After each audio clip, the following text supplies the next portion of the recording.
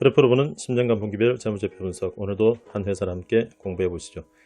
오늘은 구독자 요청이 있으셔서 영상기기 개발 및 제조 판매를 주업으로 하고 있는 아이디스에 대해서 한번 공부해 보도록 하겠습니다. 간단하게 사업의 개요를 한번 살펴보겠습니다. 아이디스는 1997년 9월 24일에 영상기기 개발, 제조 및 판매 사업을 영위할 목적으로 예전에 아이디스라는 회사, 현재로는 아이디스 홀딩스라는 회사가 설립이 되었고요. 그리고 2011년에 인적 분할이 되어서 2011년 9월 26일에 코스닥 시장에 재상장되어서 지금은 아이디스라는 사업회사로 회사가 영위되고 있습니다.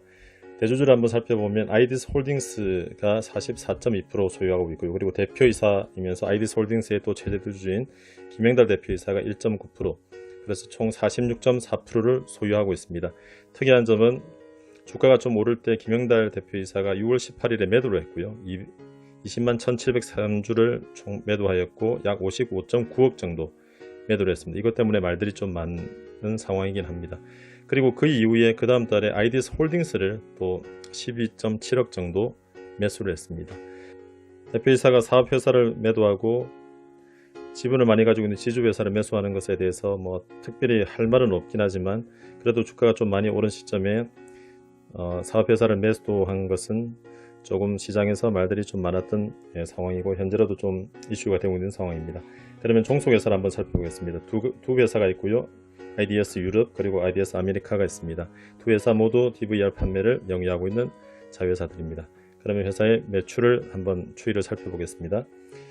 전체적으로 크게 회사의 사업 보고서를 보면 레코더, 그러니까 기록하는 장치고요. 그리고 카메라, 그리고 기타 부분으로 나눌 수가 있는데, 레코더 부분이 29%, 그리고 카메라가 56%, 기타 부분이 한 15% 정도 됩니다. 특히 카메라 부분이 많이 성장을 하고 있고요. 2018년, 2019년 그리고 올 상반기까지인데 카메라 부분이 38.8%, 그리고 42%, 올 상반기는 56.2%. 매출액 크기만 봐도 올 상반기의 매출액이 작년 동기 전체의 매출액을 거의 육박을 하고 있습니다. 그래서 카메라 부분이 급성장을 하고 있는 것을 살펴볼 수가 있고, 그리고 국내와 해외를 나누면 국내가 58%, 그리고 해외가 한 42% 정도 비중을 차지하고 있습니다. 아래 사진들은 홈페이지에 가져온 제품들입니다. 최근에는 DVR, 아날로그인 DVR보다 디지털과 여러가지 그리고 네트워크로 진행이 되고 있는 MVR을 많이 판매를 하고 있고, 카메라 제품들입니다. 그리고 이 기타 제품들로 사업의 부문이 구분이 되어서 표기가 되고 있습니다. 그럼 회사의 고객과 성장성 등을 한번 살펴보겠습니다. 회사가 매출이 일어나는 곳은 국내 시장은 경비업체들이 이쪽에도 표가 나와 있지만, 국내 경비업체 S1이나 에디드 캡스 등으로 매출이 일어나고 있고, 그리고 국내 대리점을 통해서 공급이 되고 있습니다. 그리고 해외 시장 같은 경우는 주로 그전에는 ODM 방식이었는데 최근에는 직접 판매를 통해서 자사 브랜드 매출을 극대화하고 있다고 사업 보고서에 나와 있는 사항입니다. 국내 같은 경우는 말씀드렸듯이 국내 경비업체, 그리고 SI 업체, 그리고 국내 대리점, 크게 세 군데로 나가고 있고, 설계업체와 설치업체가 진행을 하고 소비자에게 가는 방식입니다. 회사의 성장성을 보면 최근 들어서 많이 각광을 받고 있는 부분이 결국은 AI를 통한 딥러닝 플랫폼을 통해서 모션 디텍션을 한다는 것입니다. 그리고 숫자 인식 등, 그리고 회사 사업에 적용되는 인텔리전스를 지금 현재 영위를 하고 있고, 이것으로 회사가 아마 계속 가게 될 것 같습니다.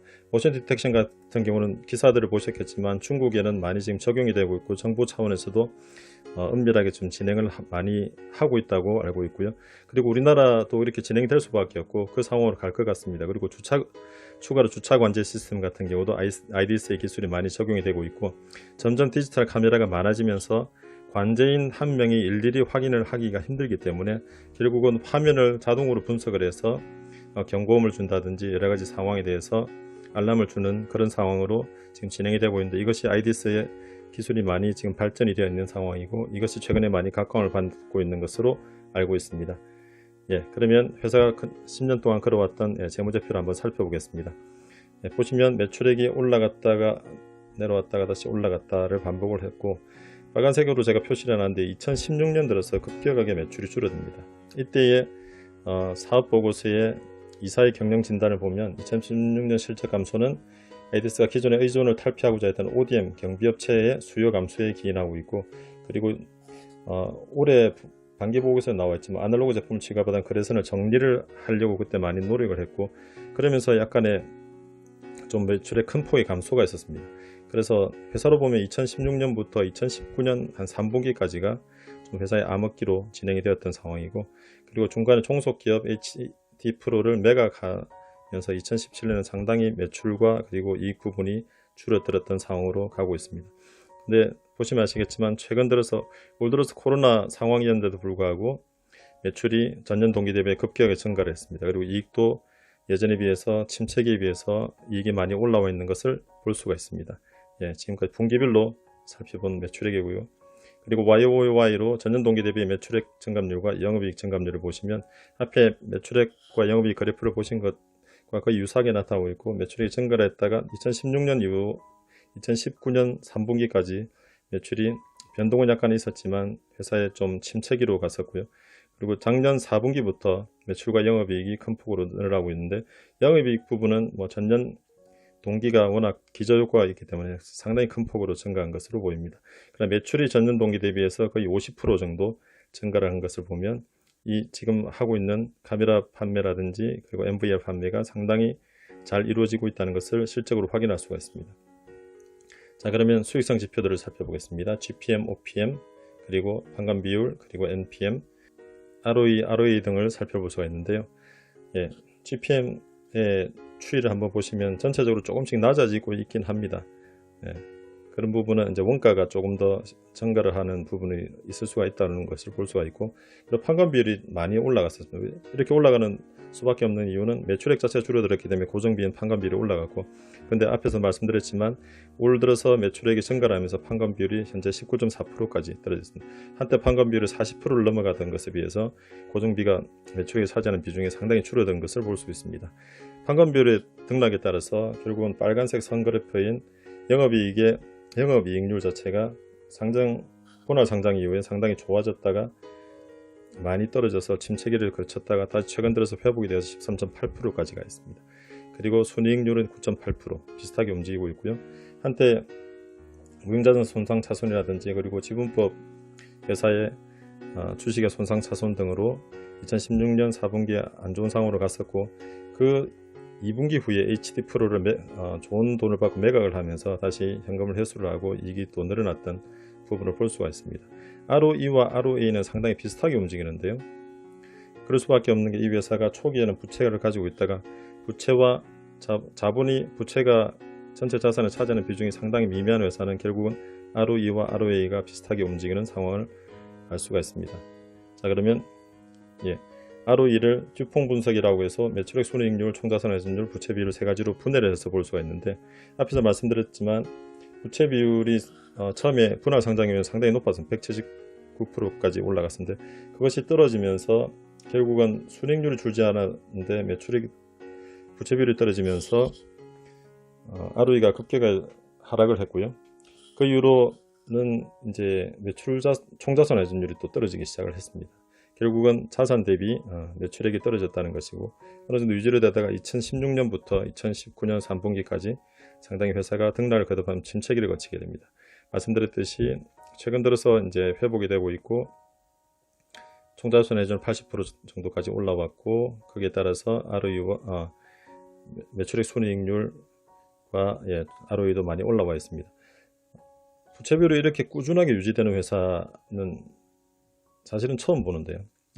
이렇게 변동이 없이 유지되는 이유는 결국은 자본도 거의 변화가 없고 부채도 거의 변화가 없이 진행이 되었다는 것을 뒤에서 살펴볼 수가 있습니다. 말씀드린 대로 자산 총계, 부채 총계, 자본 총계를 한번 보시면 자본이 결국은 2017년 이후로는 크게 변동이 없이 1576억입니다. 2016년 침체기에 들어가기 전에 자본을 아직은 회복을 못하고 있고요. 그리고 말씀드렸듯이 부채는 196억으로 거의 없고, 부채가 2013년에 부채를 갚고 그리고 꾸준히 차입금을 갚으면서 현재는 차입금이 무차입으로 경영을 하고 있습니다. 최근 들어 주가가 많이 오르면서 시가총액은 3,515억까지 증가를 하고 있고요.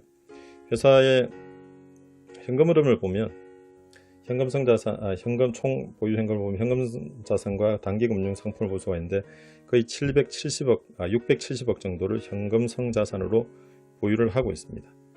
그리고 유동매도 금융자산 이런 것들이 없는 거 보면 단기금융 상품이 거의 예금이기 때문에 회사가 상당히 자금을 보수적으로 운영하고 있다는 것을 알 수가 있습니다. 네, 그럼 밸류에이션 지표를 한번 살펴보겠습니다. PBR 그리고 PER 그리고 PFCR 자유현금 흐름에 대한 시가총액인데요.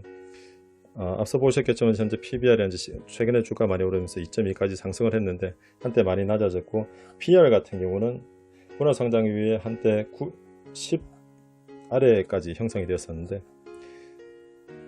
2016년 그러니까 침체기로 들어서기 전에 18.6, 그러니까 회사가 실적이 PR이 상당히 낮았는데 오히려 나중에 PR이 높아졌습니다. 이것은 주가 오른 것이 아니고 회사의 실적이 줄어들면서 PR이 오히려 2배 정도 높아졌다가 그 이후로는 거의 마이너스로 왔다 갔다 하는 상황에 갔다가 최근 들어서 다시 실적이 나타나면서 현재 28.8이긴 하지만 이 최근 2분기의 실적이 계속 지속이 된다면 PR은 상당히 큰 폭으로 떨어지기 때문에 최근의 주가를 어느 정도 합리적으로 설명할 수 있는 단계까지 현재 와 있는 것이라고 볼 수가 있습니다. 네, 그러면 매출채권 회전일수, 재고자산 회전일수를 보겠습니다.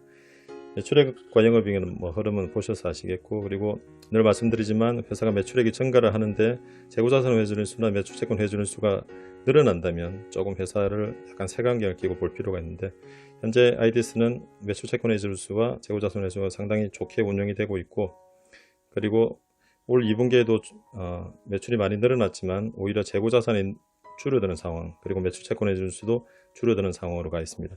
이것은 회사가 상당히 긍정적으로 재고와 매출채권이 회수가 되고 있다는 것을 알 수가 있고, 전체적으로 봐도 크게 범위가 벗어나는 흐름이 없이 회사 잘 관리가 되고 있습니다. 자, 그러면 현금 흐름표를 한번 그래프로 나타냈는데요.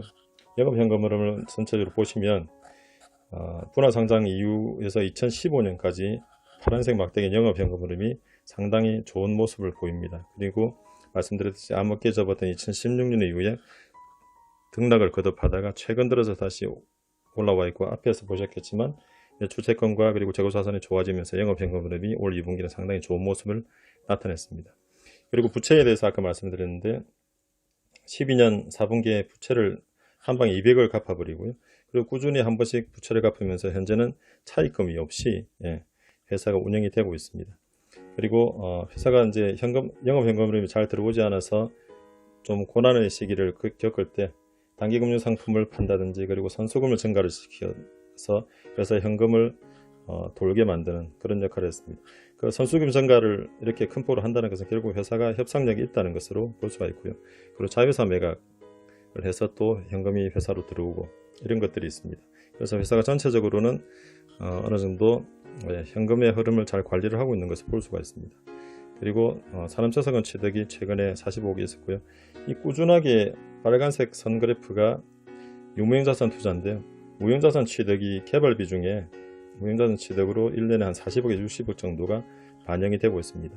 그리고 유형자산 투자는 사실상 어느 정도 유지하는 수준으로만 투자가 되고 있고, 그래서 큰 폭의 유무형자산에 사실은 투자가 없습니다. 결국은 회사가 실적을 통해서 영업현금 흐름만 많이 들어오면 프리캐시 플로우가 상당히 좋게 운영이 될 수 있는 회사라고 볼 수가 있습니다.